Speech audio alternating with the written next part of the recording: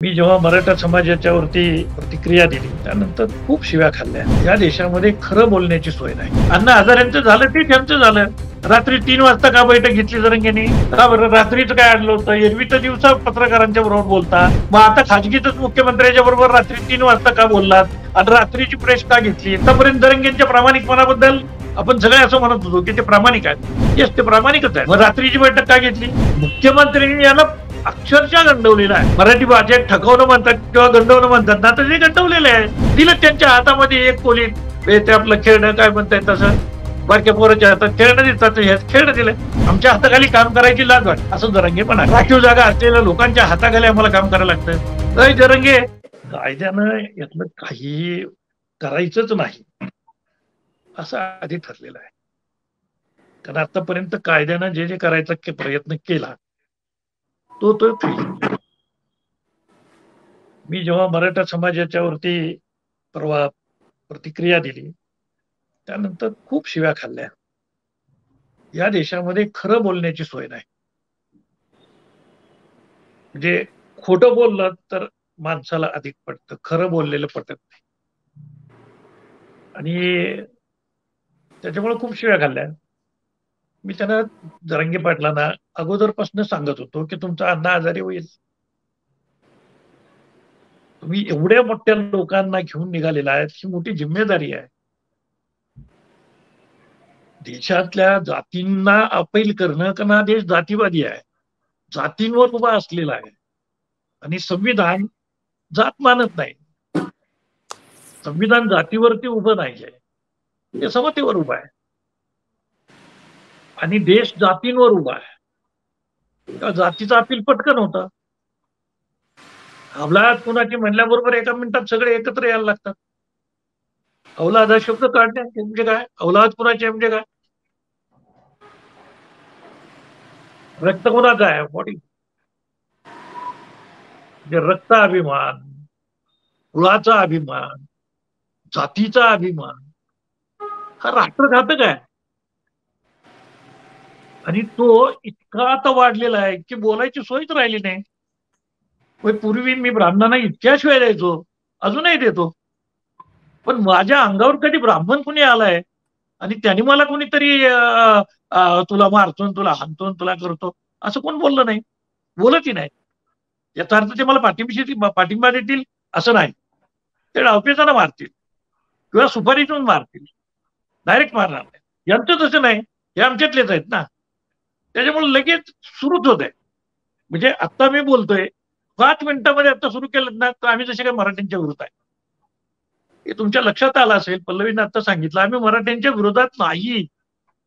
आमचा समाज, आमचा जीव इतका लहान आहे की आम्ही कोणाच्या विरोधात कसे उभे राहू शकतो? बरं आम्ही विरोध केला तर कोण आम्हाला खायला बसले? आमच्या मतांची किंमत काय? मराठ्यांच्या मताची किंमत जास्त आहे म्हणून राज्यकर्ते त्यांच्याकडे पळतायत, त्यांच्यासाठी पायगाड्या घालतायत. का? तर त्यांची संख्या मोठी आहे, म्हणजे जातीची संख्या. आणि ही गोष्टच मला मान्य नाही की जातवार मायनॉरिटी आणि जातवार मेजॉरिटी. जातीची जर मेजॉरिटी तुम्ही गृहीत धरली तर या देशातल्या अल्पसंख्याक समाजाला, समूहांना काहीही मिळण्याची शक्यता नाही.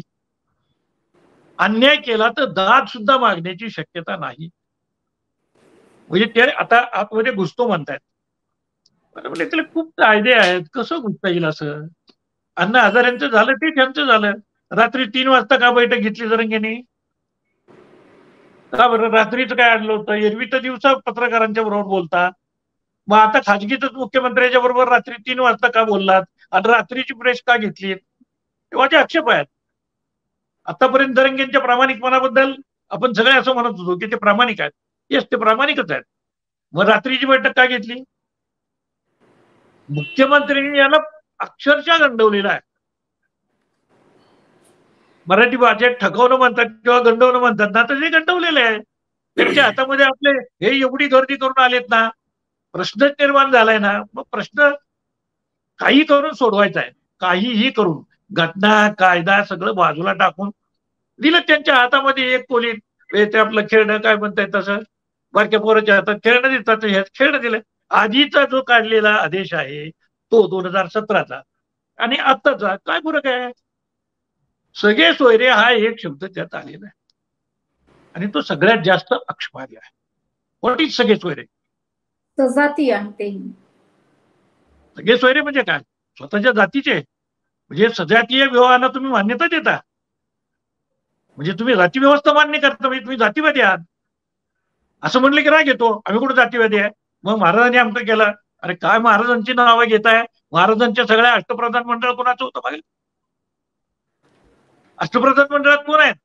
आहे का तुम्ही? एक फक्त सरसेनापती, बाकीचे सगळे बाकीच्या समाजातले लोक आहे. पण जसं काही शिवाजी महाराज यांच्याच बापाची इस्टेट, म्हणजे आंबेडकर एका समाजाच्या बापाची इस्टेट, तर हे यांच्या बापाची इस्टेट. फुले हे दुसऱ्या समाजाची इस्टेट. कुठे देश? त्याच्यामुळे काय होणार आहे? महापुरुष तिथे काय काय काय भांडत बसले होते की त्याने आम्हाला भांडायला सांगितलंय? आम्ही शिवाजी महाराजांना मानतो, आम्ही संभाजी महाराजांना मानतो, आम्ही ते मावळे आहोत. पण आमच्या मावळे असण्याला लोकशाहीमध्ये आता काय किंमत राहिली?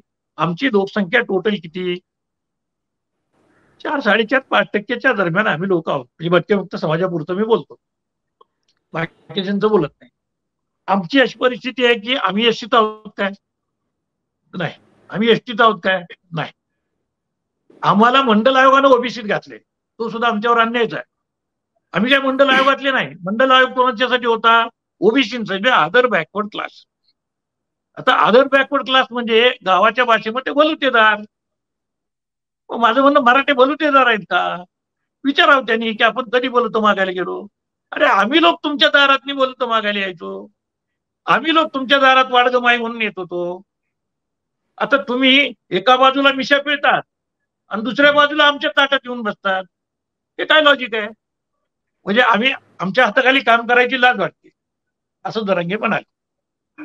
की राखीव जागा असलेल्या लोकांच्या हाताखाली आम्हाला काम करायला लागतं. अय जरंगे, तुम्ही त्यांच्या जातीचे आहे, शूद्र आहात, शूद्र.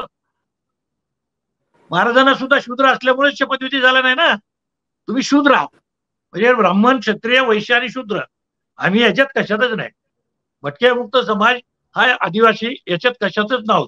आम्ही ब्राह्मण नाही, क्षत्रिय नाही, वैश्य नाही, शूद्र नाही, अतिशूद्र नाही, स्पृश्य नाही, अस्पृश्य नाही. या भानगडीतले आम्ही लोकच नाही.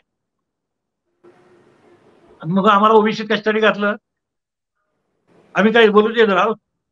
आम्हाला गावातनी घर आहेत, आम्ही गावगाड्यातले आहोत, आम्ही गावगाड्याच्या बाहेरचे, गावाच्या बाहेरचे, गाव कुचाच्याही बाहेरचे लोक आहोत. देन आम्हाला ओबीसीत का घातलं? पण आमचा आवाज ऐकायला आहे कोण आहे? वेळ कोणाला आहे? आमचा आवाज जातच नाही ना राज्यकर्त्यांपर्यंत. आयुष्य गेलं माझं बोंबलून. नाही राज्यकर्ते आमची दखल घेत. का नाही दखल घेत? आमचे प्रतिनिधी आम्ही निवडून आणू शकण्या इतकी आमची ताकदच नाही. स्कॅटर्ड आहे. 4% तर 3% ब्राह्मणांना समान देश घाबरतो. आम्ही तर 4% आहोत. मग आम्हाला कोण घाबरायला बसले? आम्हाला नाही कोणी घाबरत. का नाही? त्याला काय विचारायचंय? भिकारी आहे. आम्ही कोण आहे? भिकारी आहे. मग भिकाऱ्यांच्या यादीमध्ये आता तुम्ही कसे लिहून राहिले बा? तुम्ही तर एवढे मालदार आहे, तुम्ही पाटील आहे, तुम्ही हे तुम्ही ते राजे महाराजे सरदार. हे सरंगी पाटील म्हणते सगळ्यांना द्या. आता येड लागले का काय? म्हणजे आपण काय बोलतो आहोत? आपण मागणी काय करावी, कशी? किंवा अडाणी आणि हो मुख्यमंत्री अडाणी आणि 2 अडाणी रात्रीचे एकत्र बसले, म्हणजे 2 टगे एकत्र बसले, त्यांनी काहीतरी व्यवहार केला आणि एक फतवा हातात दिला आणि आमच्या लोकांना, मराठा समाजातल्या लोकांना असं वाटलं की मिळालं सगळं. अरे येडे का काय तुम्ही? असं कुठं सोपं आहे? एवढं सोपं असतं तर शरद पवारांसारखा माणूस हयातभर तिथे काम करतोय. ते का मराठ्यांचे शत्रू आहेत? ते का नाही करू शकले? पृथ्वीराज चव्हाण का नाही करू शकले?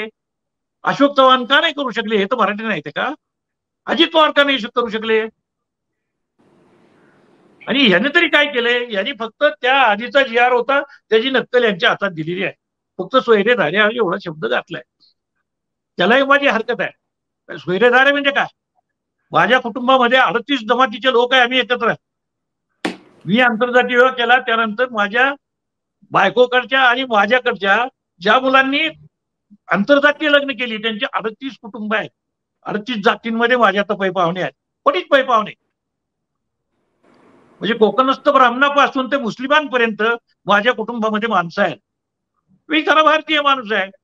हे जातीवादी मराठी आहेत, हिंदुत्ववादी आहेत. याला कोण खेळवते तो एक एक इथं बसलेला फडणवीस आहे ना, हा फडणवीस यांना कोणाला ऐकणं झालाय. एकटा फडणवीस यांनाही रसद पुरवतोय आणि त्यांनाही रसद पुरवतोय. अदरवाईज माझं म्हणणं त्यांना जरंगे पाटील का उत्तर देत नाहीत. जरंगे पैसा कुठून आणला एवढी माणसं जमा करायला? आणि जर एवढा पैसा तुमच्याकडे असेल तर मग तुम्ही गरीब कसे काय? बीजेपी म्हणते की आमचा समाज गरीब झालाय, हे खरंही आहे. तो 4-4.5 एकरावरती आलेला आहे, 3 एकरावरती आलेला आहे. त्यांना राखीव जागा मिळायला माझा बिलकुल विरोध नाही, त्यांना पाठिंबाच आहे माझा. त्यांना राखीव जागा मिळाल्याच पाहिजेत, पण त्या स्वतंत्रपणे देण्याची गोष्ट आहे. आणि त्या घ्यायच्या असतील तर वरच्या 48% ज्या उरलेल्या जागा आहेत त्याच्यामधनं घेतल्या पाहिजेत. मराठ्यांना स्वतंत्र जागा पाहिजे तर ब्राह्मणांच्या बरोबर लढायला पाहिजे. हे ब्राह्मणांच्या बद्दल बोलणारच नाहीत. तेव्हा मी ब्राह्मण म्हणलं ना तर ब्राह्मणाला राग येत नाही. त्यातले काही RSS वाले देतात शिवाय, ते सोडा. पण ब्राह्मण वर्ग आणि जात एक असल्यामुळे त्या जातीचं नाव घ्यावं लागतं. आता मराठ्यांचं घेतोच आहे की. म्हणजे आम्ही सगळ्याचा वाईट कशासाठी पण घ्यायचा? समतेसाठी, समता अधिष्ठित समाज उभा राहावा, सगळ्यांना न्याय मिळावा. हे कोणता न्याय जाईल निघाले? पण तुमच्या लोकसंख्या एवढ्या जागाच वाढवून घ्या, मग नाही भांडण होणार.